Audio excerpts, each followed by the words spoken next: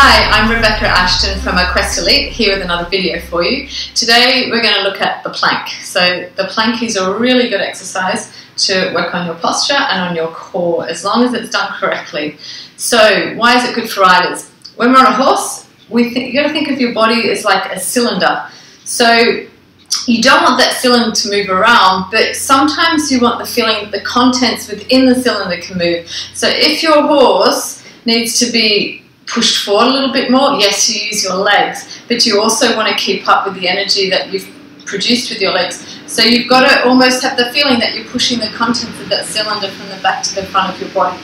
So back to the front. If your horse needs to be corrected and brought back a little bit with your body, yeah, your hand might be used a little bit, but your body has to bring that horse back and stay with the horse's movement, and basically you need to do with your body what you're telling the horse to do with his body. So that feeling is like the contents of that cylinder are coming from the front to the back. So you're not moving backwards and forwards, but the muscle tone within that cylinder, which is your torso, are changing. So the plank is a very good thing to help with that. The focus is obviously on your posture, and that comes from your deep core muscles, and the main focus in the plank is your transverse. So what we want to be really careful with in the plank is that you're not staying up so long that all your muscles are starting to work and take over from your transverse muscle, which is the muscle that goes all the way around here.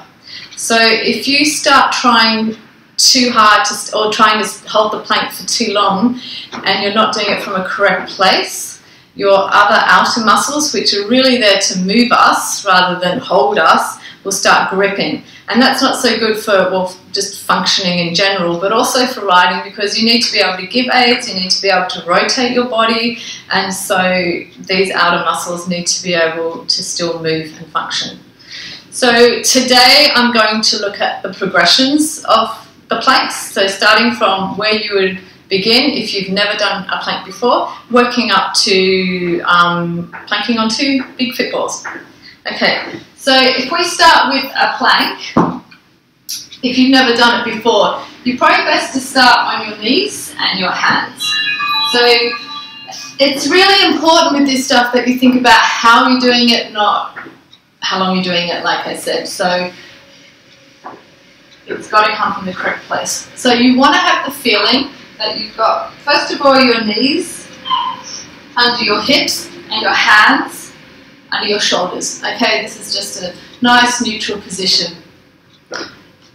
Have a feeling that you're lifting the front of your body up to your back without actually moving the back. So I don't want that to happen. I just want the feeling that you're just holding. Okay, then you can just practice that letting go and then bringing those abs up and holding. Then you can progress to perhaps moving your knees further away and holding that position like this. But you want to be very careful when you do that, that you're not sinking down into your hands and you're bringing your shoulders up to your ears. So make sure those shoulders stay down your back and you have a nice diagonal line through your body. If you progress then onto your feet, so you tuck your toes under and come up. Okay, you still want your hands pretty well under your shoulders there. Things that can go wrong.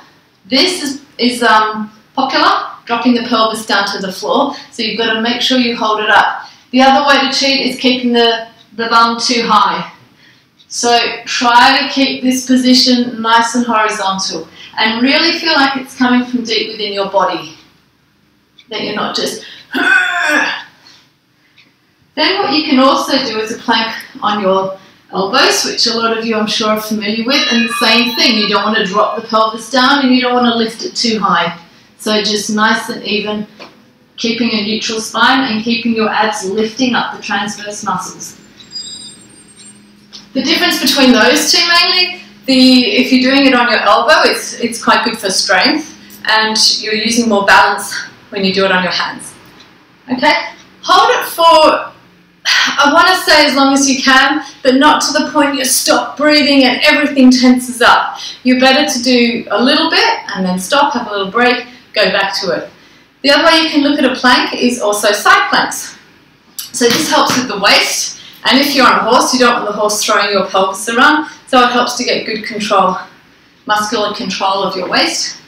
So we can do that here, keeping a nice straight line between the feet, the hip, the shoulder, one hand in front if you want, and this elbow under your shoulder, and you can lift yourself up and hold that. If you feel like your balance is okay, you can take your hand up there and hold that. So you're really working the underside of your body, or you can also do it on your hand. This time your fingers will be pointing away and take your body up. And you can play with that position, stars and things like that, but that's a little more challenging, but not impossible, but the same principles apply. Then, and only then, can you try it on 2 balls. And the nice thing about doing it on 2 fit balls is that it's unstable, so you've got to be a little bit more dynamic in your posture and your balance. So here I've got my 2 fit balls. It's probably best if they're the same height. These 2 aren't, that one's a little bit bigger, but that's okay, we'll cope. So what you can start with is just doing 1 at a time. So you might start, just put that on the side for a sec. With 1 foot. Still keep your hands under your shoulders, your foot on the ball, and then swing yourself up so you're in a nice position. Still working on keeping your neutral spine, keeping the abs lifting up, and just controlling it from deep within your body. So after we've practiced on 1 ball and got that under control, we can move on to 2 balls. So I like to try to start in the position, as close to the position on the ball as I can. So that would mean I put my elbows and lower arms on the front ball, and I have put one leg on the back ball, and I just swing the other leg up and hopefully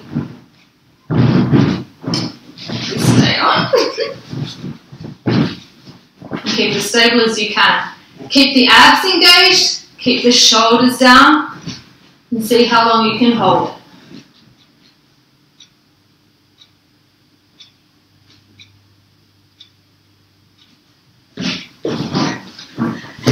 So have fun with that. Practice it, but practice smart. So you want to be smart before you work strongly. Enjoy it, ride better, and be nice to your horse.